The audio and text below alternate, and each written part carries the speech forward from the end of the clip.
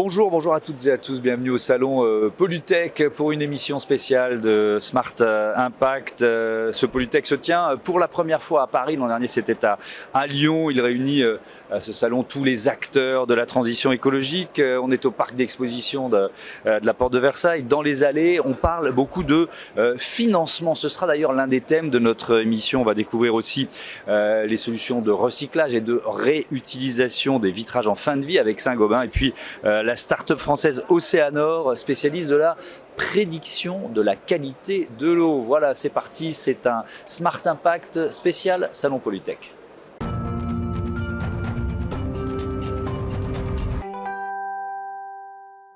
L'invité de ce Smart Impact cette année, Anne-Manuelle Hébert, bonjour. Bonjour. Bienvenue, vous êtes la directrice de ce salon Polytech, merci de nous accueillir ici. C'est la première fois qu'il se tient à Paris, c'est d'abord un salon lyonnais historiquement. C'est quoi l'ambition cette année et puis pourquoi une localisation parisienne aussi? Alors en effet, Polytech Lyon existe depuis 45 ans et c'est un salon industriel basé dans une région industrielle et qui a grossi à travers les éditions. Polytech Lyon, c'est 50 000 participants, 2000 exposants. C'est vraiment un salon très important pour la filière et qui accompagne les industriels et les territoires dans leur transformation écologique. Dans un contexte d'accélération du dérèglement climatique qu'on connaît, il y a une accélération aussi du cadre réglementaire. Et donc on s'est dit qu'il était important d'accompagner la filière, de continuer à accompagner la filière, mais de façon plus régulière et finalement se donner rendez-vous à Lyon tous les 2 ans, puisque Polytech à Lyon c'est tous les 2 ans. D'accord. Eh bien c'était un petit peu se déconnecter de cette accélération. Donc vous avez rajouté un rendez-vous parisien. Exactement, okay. Pour se rapprocher de marchés qui sont plus loin de Lyon et puis en effet proposer une rencontre un peu plus régulière. C'est quoi l'ADN de Polytech et comment il a évolué en 45 ans autour de ces enjeux justement? Merci pour la question parce que en fait le nom Polytech qui peut interpeller aujourd'hui, c'est à l'origine les technologies contre la pollution, d'où le nom Polytech. Et ça, quand il y a 45 ans, on adressait ces enjeux de gestion de la pollution, c'était ultra précurseur. Et puis en effet, à travers les années, on a fait évoluer le salon avec d'un secteur gestion des déchets. Aujourd'hui, on accueille une dizaine de secteurs. Alors c'est gestion de l'air pollué, cité-sol, bien sûr l'eau, les collectivités. Il y a toute une kyrielle de secteurs qui sont présents à Polytech et qui représentent l'ensemble de la filière environnement et climat. Et nous, notre ADN, c'est de décloisonner les approches environnementales. Décloisonner, ça veut dire quoi? Ça veut dire faire rencontrer des scientifiques, des entreprises, aller chercher des talents et des points de vue un peu différents? C'est un peu tout ça, en effet, et c'est surtout se dire que quand on a une problématique, on ne peut pas l'appréhender en silo. On est obligé de l'appréhender de façon globale, systémique. Donc se dire pourquoi ce problème, envisager l'amont et l'aval et finalement faire travailler un peu tout le monde.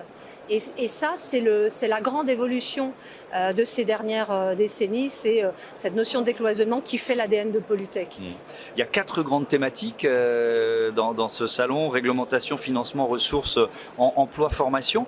Sur la réglementation, on se place dans quel cadre? C'est le cadre européen? Ça ne sert à rien d'avoir une vision un peu trop franco-française de ces enjeux? Oui, complètement. On est dans le cadre européen, dans le cadre du Green Deal.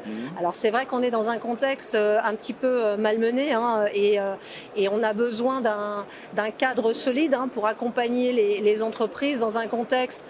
On parle de réindustrialisation, on parle de transformation des entreprises, et c'est très important aussi d'expliquer, en tout cas d'accueillir des experts qui viennent expliquer ces réglementations, comment les entreprises doivent s'adapter, quelles sont les clés aussi, quelles sont les étapes.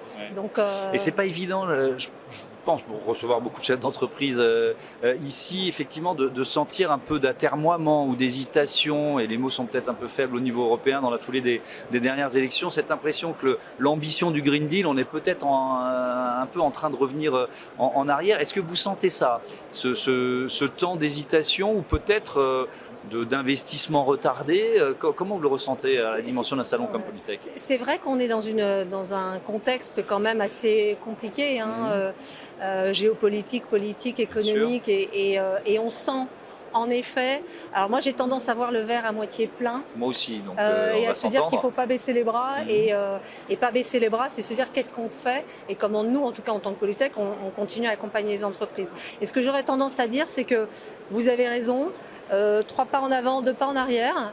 Mais ça veut dire qu'on a quand même gagné un pas. Et je crois que c'est comme ça aussi que les choses. Mais pour un chef évoluent. d'entreprise, c'est compliqué ça. C'est compliqué, bien sûr. Parce qu'il a besoin d'un cap, il a besoin de Bien sûr. fiabilité quoi, dans Mais les complètement. engagements politiques européens ou français d'ailleurs. Complètement, c'est pour ça qu'on est hyper content d'accueillir bien évidemment l'ADEME à Polytech Paris, mais également la CINEA qui est un petit peu son pendant au niveau de l'Europe, et de permettre aussi aux entrepreneurs d'échanger entre eux, d'échanger avec ces experts de la réglementation pour voir comment bien travailler ensemble. D'ailleurs, on recevra dans une autre émission tournée ici à Polytech le président de l'ALEME, Sylvain Wasserman. Sur le financement, alors là aussi, on est dans une dimension européenne, dans la foulée du rapport qui a été remis à l'Union européenne par Mario Draghi, l'ancien président de la Banque centrale. Il prône un plan d'investissement massif de 750 à 800 milliards d'euros par an. Alors, ce qui est intéressant, c'est qu'il compte beaucoup là aussi sur la force des entreprises et la force du privé pour y arriver. Ouais. Alors, c'est une proposition, hein, c'est pas encore une mesure ou une directive en bonne et due forme au niveau européen. Comment vous la recevez, cette proposition? Comment vous recevez ce rapport? Est-ce que c'est pour vous la bonne direction? Alors, ce qui est certain, c'est qu'on a tous conscience que le service public et les financements publics ne vont pas sauver l'industrie. Il y a besoin d'une collaboration entre le secteur privé et le secteur public. Les 800 milliards par an que vous évoquez proviendront principalement de financements privés, mais qui devront être avec un levier public quand même. Par le public. D'accord. Donc ça, c'est clair. Donc ça suppose quoi? Pardon de vous interrompre. Ça suppose aussi un plan d'investissement européen, un peu sur le modèle de ce qu'on a pu faire au moment du Covid, par exemple, où l'Europe a su rapidement se mobiliser pour lever les fonds. Ouais, plan d'investissement, planification, accompagnement à la transformation aussi, adresser l'ensemble des sujets, parce que quand on parle de transformation, c'est autant la gestion de l'approvisionnement en minerais, en métaux rares, c'est l'optimisation de la ressource. Quand on produit de l'hydrogène, il faut beaucoup d'eau.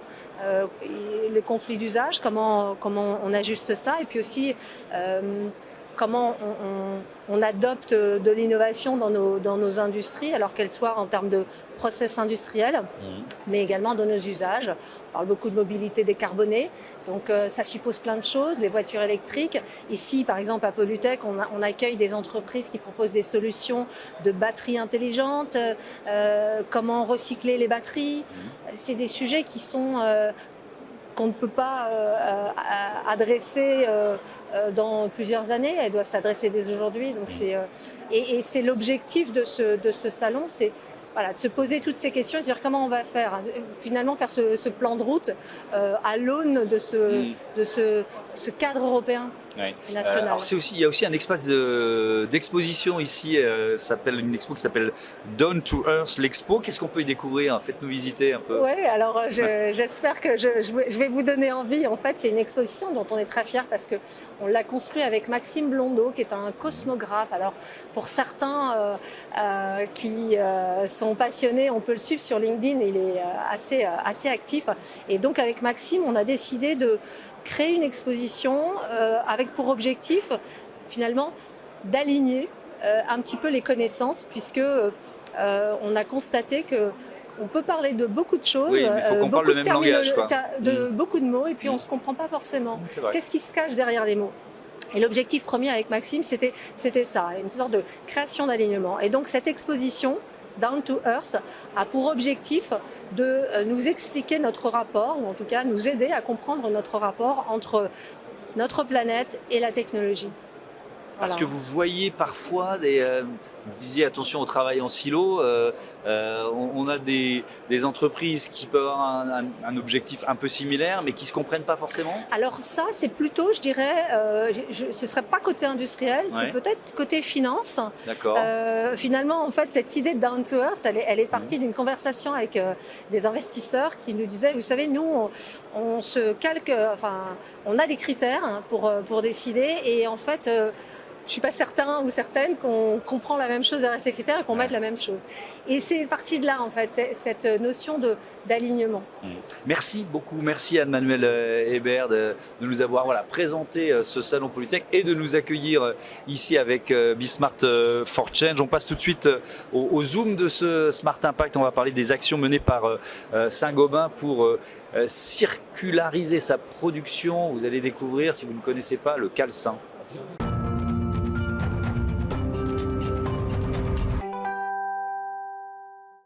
Smart Impact au Salon Polytech avec Fabrice Dalma, bonjour. Bonjour. Bienvenue, vous êtes le directeur de l'économie circulaire de Saint-Gobain Glace France. Économie circulaire, quand on produit des vitres pour les chantiers du bâtiment, ça passe par quelles actions? Expliquez-nous. Alors quelles actions? Effectivement, nous, l'objet, il est de travailler sur une économie circulaire, c'est-à-dire un recyclage des menuiseries en fin de vie vers la boucle fermée. Alors la boucle fermée, c'est quoi? Ça consiste à quoi? Ça consiste à passer des fenêtres en démantèlement via une collecte intègre vers le recyclage et donc pour la production de verre plat sans concession sur la qualité. Alors sans concession sur la qualité, ça veut dire qu'effectivement on est tous convaincus qu'il faut recycler, mais on ne souhaite pas avoir une grosse bulle sur notre véranda. Donc évidemment, on a besoin vraiment de travailler extrêmement fortement sur la qualité. Oui. Alors pour ça, en fait, un ensemble, un réseau a été constitué, nommé Saint-Gobain Glass Recycling, accompagné par Saint-Gobain. C'est un réseau d'une 50aine de partenaires. On travaille depuis plus de 2 ans sur le sujet et ce sont des gens que l'on accompagne en termes de formation qualité, formation sécurité aussi. Le verre n'est pas un matériau dangereux si tant est qu'on prend un minimum de précautions. Donc on accompagne les partenaires sur les équipements de protection individuelle, etc. Et puis, eux vont réaliser un démantèlement, c'est-à-dire qu'ils vont aller réaliser une collecte intègre. Ils vont chercher sur les chantiers où leurs menuisiers apportent des menuiseries en fin de vie qui vont être démantelées et démantelées le plus proprement possible pour séparer les matières tout en préservant chacune d'entre elles. Oui. Alors, ça veut dire que les filières n'existaient pas forcément. Vous nous dites on a dû créer finalement le métier de récupération du verre et de son recyclage, c'est ça? Exactement Thomas. Ouais. En fait, il y a encore quelques années, l'ADEME nous dit en 2019, on avait 200 000 tonnes environ de verre qui étaient enfouis pour la plupart. Alors quand on écoute l'ADEME, c'est aux environs de 97% enfouis, donc c'est considérable. Le terrain de jeu est considérable pour Saint-Gobain. Et effectivement, la filière n'existait pas. Elle a été créée de toutes pièces il y a environ 2 ans avec un certain nombre de partenaires qui veulent collaborer.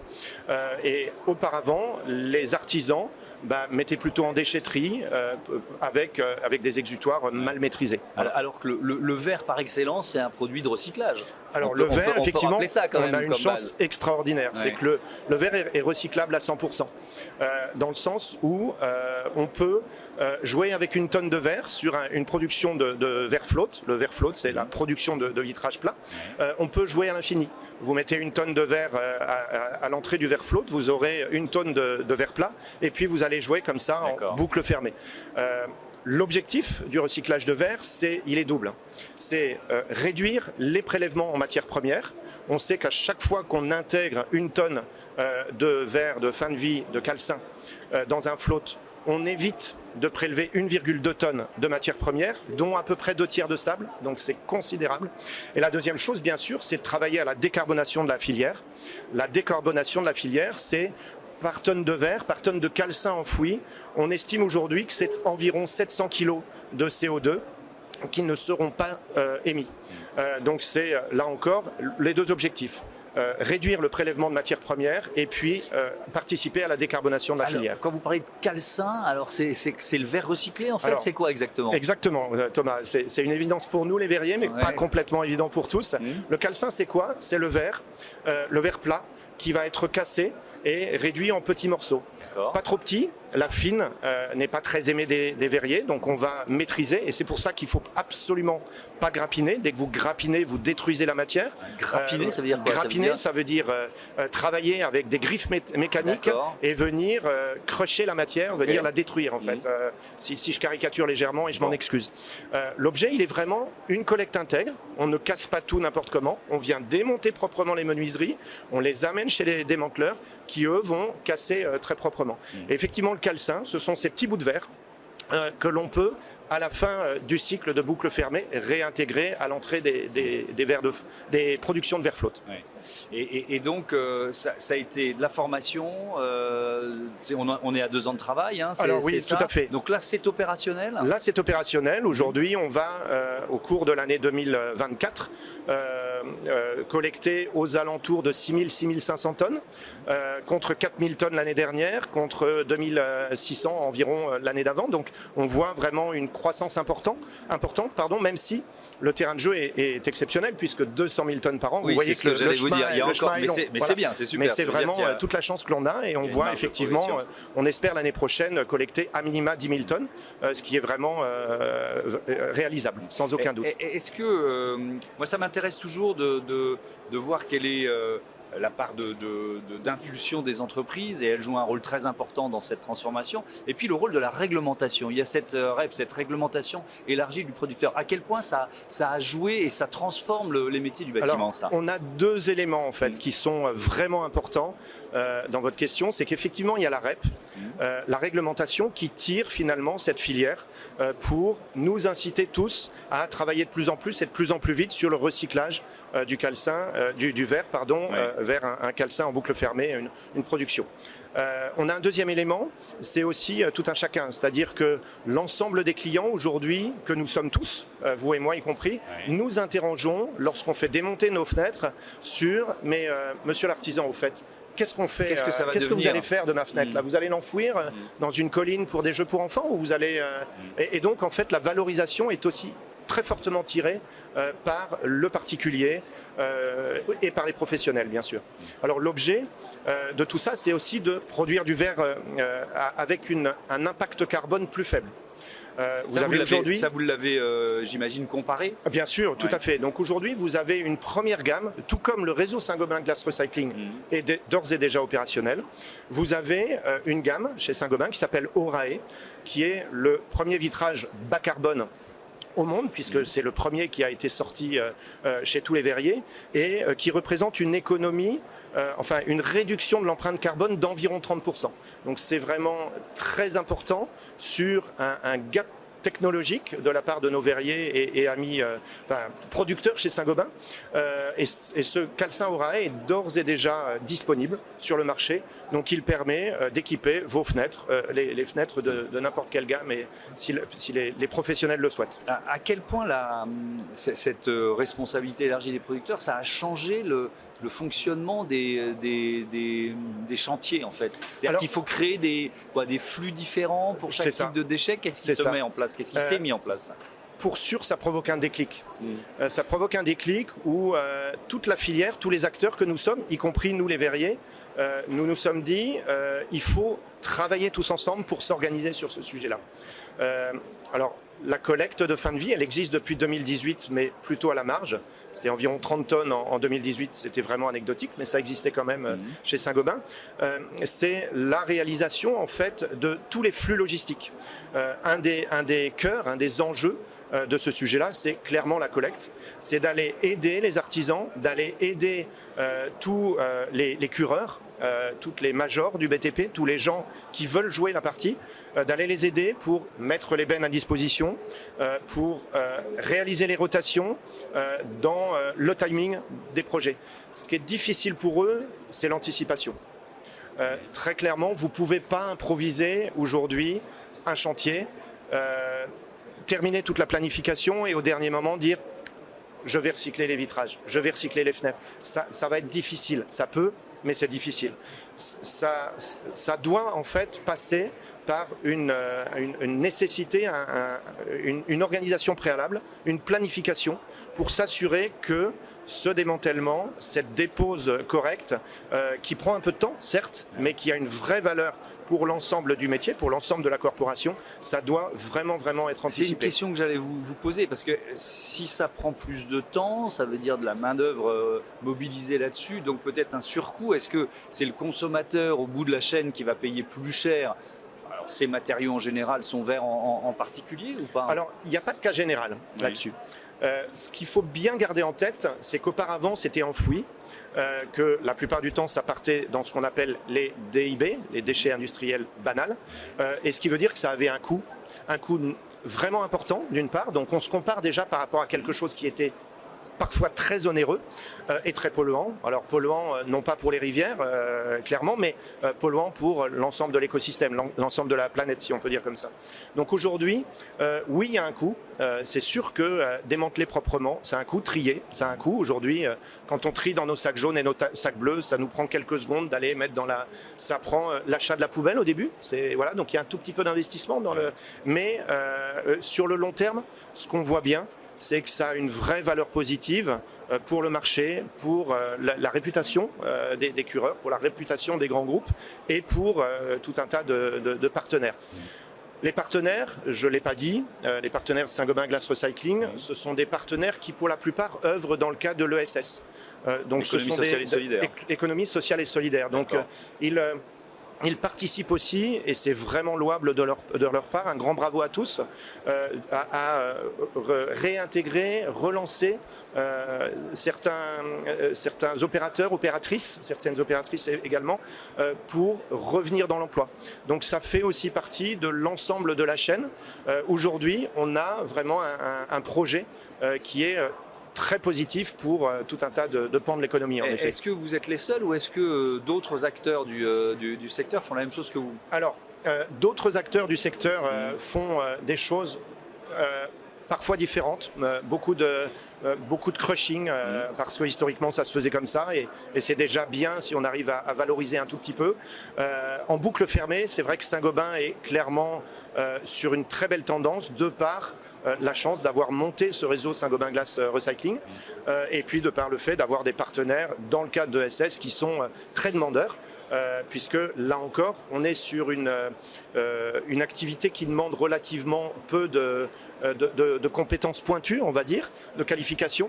Donc ça permet vraiment de les alimenter sur de l'activité. Et puis, en termes de décarbonation, de travailler à cette belle boucle tous ensemble. Merci beaucoup Fabrice Dalhuin et bon salon Polytech. On passe à notre rubrique Startup tout de suite.